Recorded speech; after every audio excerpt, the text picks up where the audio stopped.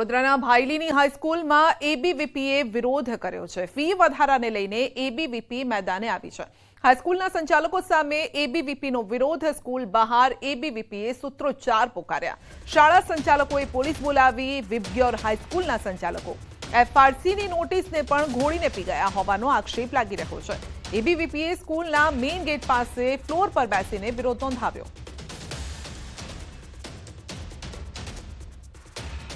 વડોદરા શહેરમાં ખાનગી શાળા સંચાલકોની મનમાની સામે હવે એબીવીપી મેદાનમાં આવ્યું છે અને જોઈ શકાય છે કે લગભગ 1 કલાક ઉપરનો સમય થઈ ગયો। એબીવીપીના કાર્યકર્તાઓ જે છે તે વિબ્ગ્યોર સ્કૂલ ખાતે પોતાનો વિરોધ નોંધાવી રહ્યા છે અને જે સંચાલકો છે, પ્રિન્સિપલ છે, તેમને મળીને રજૂઆત કરવાની માંગ કરી રહ્યા છે, પરંતુ જે શાળા સંચાલકો છે તેઓ સામે આવવા તૈયાર નથી, જેના કારણે આજે એબીવીપીના કાર્યકર્તાઓ છે તેઓ અકળાયા છે અને અત્યારે જોઈ શકાય છે કે જે શાળા સંચાલકો છે તેમના દ્વારા પોલીસને બોલાવી લેવામાં આવી છે અને આજે એબીવીપીનો વિરોધ છે તે જારી છે।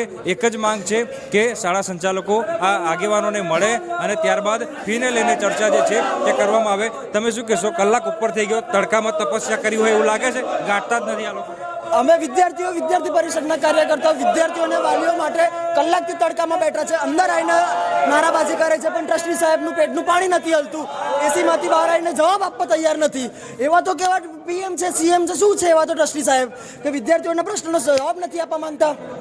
પોલીસે પણ કીધું કે એકવાર આવીને મળી જાવ, પણ પોલીસની વાત પોલીસ તંત્ર બી 3 વાર કહે છે। ડીઓમાંથી અમને નોટિસ આવી છે, એફઆરસીમાંથી નોટિસ આવી છે, પણ ટ્રસ્ટી સાહેબ કાં તો પ્રિન્સિપલ સાહેબનું પેટનું પાણી નથી હલતું કે વિદ્યાર્થીઓને આવીને જવાબ આપે કે ભાઈ અમારી ભૂલ થઈ ગઈ, અમે આ નહીં કરીએ, એટલીસ્ટ કોઈ તો જવાબ આપે। અવગણના મુદ્દે રાજકોટ મેયર નયનાબેન પેઢડિયાએ પ્રતિક્રિયા આપી। તેમણે કહ્યું છે કે જે પણ મારી અવગણના કરતા હોય તે ભલે કરે, હું મારા કામની અંદર તટસ્થ છું, તેનાથી મને ફરક નથી પડતો। અગાઉ વડોદરાના મહિલા મેયરની પણ અવગણનાનો મુદ્દો ઉઠ્યો હતો અને હવે રાજકોટ મેયરની પણ અવગણનાનો મુદ્દો ઉઠ્યો છે। અવગણના કરવાવાળા ભલે મારી અવગણના કરતા હોય, પણ હું મારા કામની અંદર તટસ્થ છું, સારી રીતે કામ કરું છું।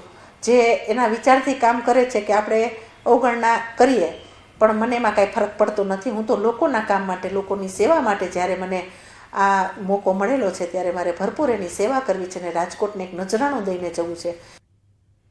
દાહોદમાં દારૂ ભરેલી 4 વ્હીલર ગાડીનો અકસ્માત સર્જાયો છે। લીમખેડા તાલુકાના મંગલ મહુડી ગામે હાઈવે પર અકસ્માતની ઘટના બની। અજાણ્યા વાહન સાથે ટક્કર થતા અકસ્માત સર્જાયો, જેમાં ચાલક સહિત 2 લોકોને ઈજા પહોંચી। પોલીસ તપાસ કરતા ગાડીમાં દારૂ હોવાનું ખુલ્યું છે અને દારૂ ક્યાંથી લવાયો, ક્યાં લઈ જવાતો હતો તે દિશામાં પોલીસે તપાસ હાથ ધરી। પીજીવીસીએલ દ્વારા સલાયા નગરપાલિકાનું વીજ કનેક્શન કાપી નાખ્યું છે। અનેક નોટિસ આપવા છતાં સલાયા નગરપાલિકા દ્વારા વીજ બિલ ન ભરવામાં આવ્યું। પાલિકાનું 45 લાખનું વીજ બિલ બાકી હોવાથી પીજીવીસીએલ દ્વારા વીજ કનેક્શન કાપવાની કાર્યવાહી કરવામાં આવી। પીજીવીસીએલ દ્વારા પાલિકાના 3 કનેક્શન રદ કરવામાં આવ્યા। સલાયા નગરપાલિકામાં ટોટલ 45 લાખના લેણા બાકી હોય, જેમાં વોટરવર્ક્સ, નગરપાલિકા સ્ટ્રીટ લાઇટ તેમજ નગરપાલિકા ઓફિસના પણ લેણા બાકી હોય। વારંવાર ચીફ ઓફિસર સાહેબને રૂબરૂ તેમજ લેખિતમાં પણ રજૂઆત કરેલ છે, તેમ છતાં તેમનું પેમેન્ટ ન થતાં સલાયા નગરપાલિકાની ઓફિસ તેમજ સ્ટ્રીટ લાઇટ તેમજ કોમ્યુનિટી હોલનું કનેક્શન કાપેલ છે। આ તરફ દ્વારકાના ઓખા વિસ્તારમાં અસામાજિક તત્વોના ગેરકાયદેસર દબાણો દૂર કરવામાં આવ્યા છે। તંત્ર દ્વારા બુલડોઝર દ્વારા કાર્યવાહી હાથ ધરવામાં આવી। ચુસ્ત પોલીસ બંદોબસ્ત ગોઠવીને ઓખા નગરપાલિકા ટીમ દ્વારા ડિમોલિશન કરવામાં આવ્યું। અંદાજિત 6 જેટલા ગેરકાયદેસર બાંધકામો તોડી પડાયા છે। અગાઉ પણ ઓખા નગરપાલિકા વિસ્તારમાં ડિમોલિશન હાથ ધરવામાં આવ્યું હતું।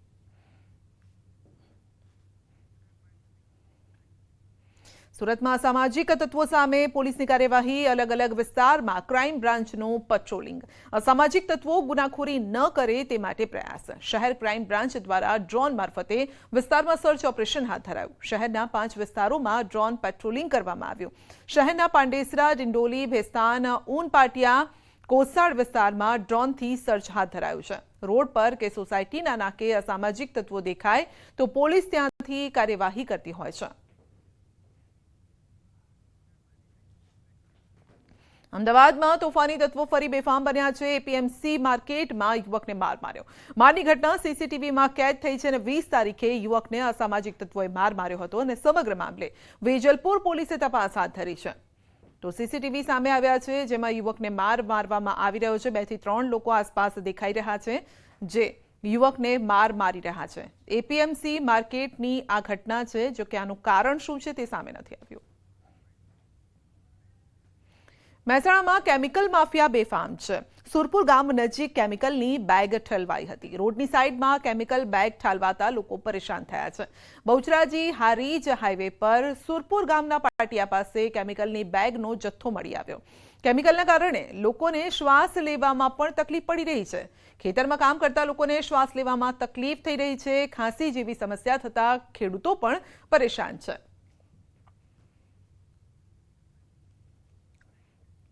અમદાવાદના બાપુનગરમાં બોગસ પત્રકાર તોડ કરી પૈસા પડાવતો હોવાની ઘટના સામે આવી. આ તોડબાજ પત્રકારે તેના મિત્ર સાથે મળીને વેપારી પાસેથી 20,000નો તોડ કર્યો છે. લગભગ 1 મહિના પહેલા તૈશીન ખાન પઠાણ નામના વેપારીએ કામદાર એસ્ટેટ શેડમાં બીજો માળ બનાવવાનું કામ શરૂ કર્યું હતું અને જ્યાં આ બોગસ પત્રકાર રઘુવીરસિંહ આવી પહોંચ્યો અને એમસીની મંજૂરી લીધી નથી તેમ કહી તોડ કરવાના નામે 50,000ની માંગ કરી. જોકે ત્યારે ઈરાદો પૂર્ણ ન થતા 2 દિવસ બાદ ફરી તેના મિત્ર રમેશ સાથે વેપારીના કારખાના પર આવ્યો. 20,000ની માંગ કરી 20,000નો તોડ કરી બોગસ પત્રકાર તેમજ તેનો મિત્ર ફરાર થઈ ગયા. વેપારીએ આ મામલે પોલીસ ફરિયાદ નોંધાવતા બોગસ પત્રકારનો મિત્ર રમેશ તેની ધરપકડ કરાઈ છે, જ્યારે કે ફરાર પત્રકાર રઘુવીરસિંહની શોધખોળ હાથ ધરાઈ છે. આ અગાઉ પણ બાપુનગર પોલીસ સ્ટેશનમાં જ આરોપી વિરુદ્ધ એક ખંડણીનો ગુનો દાખલ થયેલો છે અને બીજો જે મુખ્ય આરોપી છે એના વિરુદ્ધ અન્ય 6 ગુના દાખલ થયેલા છે. એને પ્રોહિબિશનનો પણ ગુનો છે. એને તડીપાર પણ 2 વખત કરવામાં આવેલો છે અને તડીપાર હોવા છતાં તે અહીંયા વિસ્તારમાં ફરતો હોવાથી જીપી એક્ટ 142 મુજબની કાર્યવાહી પણ 3 થી 4 વખત એના વિરુદ્ધમાં ગુનો દાખલ કરીને કરવામાં આવેલી છે. અમદાવાદના કાંકરિયા ખાતે આવેલા પ્રાણી સંગ્રહાલયમાં હવે તમને વધુ એક વાઘ, એક વાઘણ, 10 કાળિયાર જોવા મળશે. વાઘ વાઘણની જોડીને વીરભૂમિ નામ અપાયું છે, જે લોકો માટે આકર્ષણનું કેન્દ્ર બની રહેશે. તો સાથે જ 10 જેટલા કાળિયાર પણ મુલાકાતીઓને જોવા મળશે. કાંકરિયા પ્રાણી સંગ્રહાલયમાં પ્રાણી પક્ષીઓ અને સરીસૃપના દર વર્ષે મોટી સંખ્યામાં બચ્ચાઓ જન્મે છે, જેને મધ્યપ્રદેશના ગ્વાલિયર ઝૂને આપવામાં આવ્યા. તો સામે વાઘ વાઘણની જોડી અને 10 કાળિયાર લાવવામાં આવ્યા છે.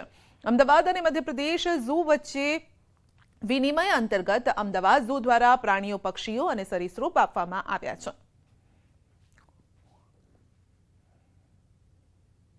પ્રાણીઓને ન્યૂ ઓથોરિટી નવી દિલ્હીના નીતિ નિયમો અનુસાર 1 માસ સુધી ક્વોરન્ટાઇનમાં રાખવામાં આવશે અને ત્યારબાદ આજે મુલાકાતીઓ માટે જોવા માટે ખુલ્લા મૂકવામાં આવેલ છે. આપણે ત્યાંથી એ બચ્ચા એમને ત્યાં મોકલીએ છીએ અને એની સામે આપણી પાસે જે ડિમાન્ડ હોય એ આપણે લાવીએ છીએ. આની પહેલાં પણ આ જ પ્રકારે આપણે વાઘ લાવવામાં આવ્યા હતા નાગપુરથી અને આ બધાની અંદર સેન્ટ્રલ ઝૂ ઓથોરિટીની ગાઈડલાઈન હોય છે જેને આપણે ફોલો કરવાની હોય છે. એમના નિર્દેશ અનુસાર એમની જે આપણને ગાઈડલાઈન મળે, એમની અનુમતિ મળે એ પછી જ આ પ્રકારના કાર્યક્રમો થતા હોય છે. ઉનાળામાં ગરમીથી બચવા લોકોએ તૈયારીઓ કરી લીધી છે અને ત્યારે કાંકરિયા પ્રાણી સંગ્રહાલય ખાતે પ્રાણીઓ માટે પણ વિશેષ વ્યવસ્થા કરાઈ છે. ઝૂ ઓથોરિટી દ્વારા સંગ્રહાલયમાં કુલ 34 કુલર મુકાયા છે. સાથે જ દરેક જગ્યાએ ગ્રીન નેટ લગાવવામાં આવી છે અને સતત પાણીનો છંટકાવ કરી ગરમી દૂર ભગાડવામાં આવે છે. ઉપરાંત ગરમીને ધ્યાને લઈ પ્રાણીઓના ડાયટમાં પણ ફેરફાર કરવામાં આવ્યો છે અને ડિહાઇડ્રેશનથી બચાવવા પીવાના પાણીમાં ORS મિલાવવામાં આવશે. અમારા બહેનોની બધા આવ્યા છે એટલે ભાણીઓને લઈને જોવા આવ્યા છે. પણ આ વ્યવસ્થા બહુ સરસ લાગી કે ઉનાળામાં આપણે જ નથી રહી શકતા તો એનિમલ કઈ રીતના રહી શકે એમ. તો એના માટે આ કુલરની એની સુવિધાઓ આ લોકોએ બહુ સરસ કરી છે અને આ લાયન બી એની સરસ આનંદ લે છે. એની સામે આવીને સરસ બેઠા છે, સરસ એનો ઠંડી ઠંડી હવાનો આનંદ લે છે, મજા આવે છે. આ છોકરાઓને બી જોઈને સરસ મજા આવે છે, એ બી એનો આનંદ લે છે અને અમને પણ ખૂબ મજા આવી.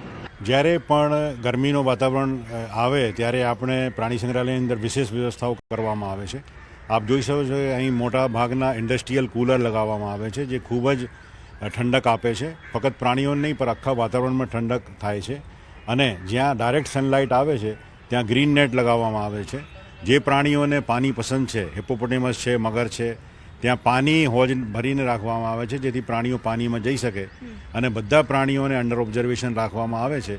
અને જ્યારે 45 ડિગ્રીથી ઉપર ટેમ્પરેચર જાય ત્યારે પાણીની અંદર સ્પેશિયલ પ્રકારની દવાઈ આપીને જેને એન્ટી સ્ટ્રેસ મેડિસિન કહીએ એ નાખવાથી પ્રાણીઓને લૂ નથી લાગતી.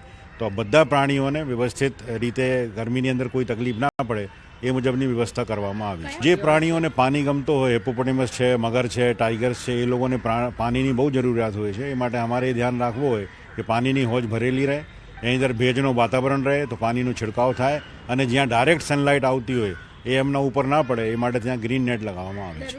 ઉનાળાની ઋતુમાં અમદાવાદનું તાપમાન 40 ડિગ્રીથી વધારે થઈ જતું હોય છે. આવી પરિસ્થિતિની અંદર પ્રાણીઓ પરેશાન ન થાય તે માટે અમદાવાદના કાંકરિયા વિસ્તારમાં આવેલા પ્રાણી સંગ્રહાલયમાં વિશેષ પ્રકારે વ્યવસ્થા કરવામાં આવી છે. આ મારી પાછળ જોઈ રહ્યા છો કાંકરિયા પ્રાણી સંગ્રહાલયના આ દ્રશ્યો છે કે જ્યાં પ્રાણીઓ માટે કુલરની વ્યવસ્થા કરવામાં આવી છે.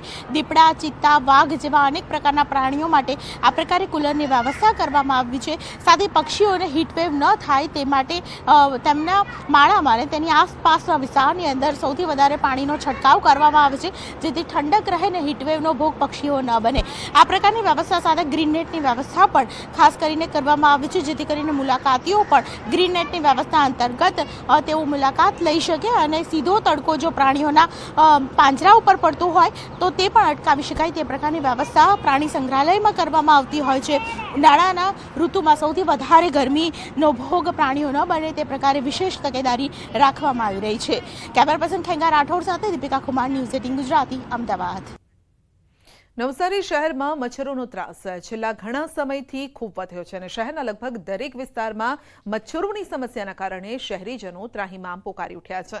શહેરમાં ખુલ્લી ખાડીઓ, નદી નાળા તથા શહેરના બંદર રોડના છેડે આવેલ ડમ્પિંગ સાઇટના કારણે શહેરભરમાં મચ્છરોનો જમાવડો જોવા મળી રહ્યો છે. સાંજના 6 વાગ્યા બાદ શહેરીજનોનું રહેવું મુશ્કેલ થઈ જાય તેવી સ્થિતિ છે જેથી મચ્છરજન્ય રોગચાળો પણ વધી રહ્યો છે અને તેથી જો નવસારી મહાનગરપાલિકા સ્વચ્છતા બાબતે પરિણામલક્ષી કામગીરી કરે તો મચ્છરોનો ત્રાસ ઓછો થઈ શકે તેવું શહેરીજનો કહી રહ્યા છે. 6 વાગે તમે જો અહીંયા ઊભી નહીં રહેવાય એટલું બધું મચ્છર આ લગીન હવા લગીન જોવાય નહીં એટલું બધું. ઊંઘ બી પંખા બી 24 કલાક ચાલો તો બી નહીં કાઢે, અગરબત્તી બી હલગાવ તો બી નહીં કાઢે. બહુ ટ્રાફિક છે.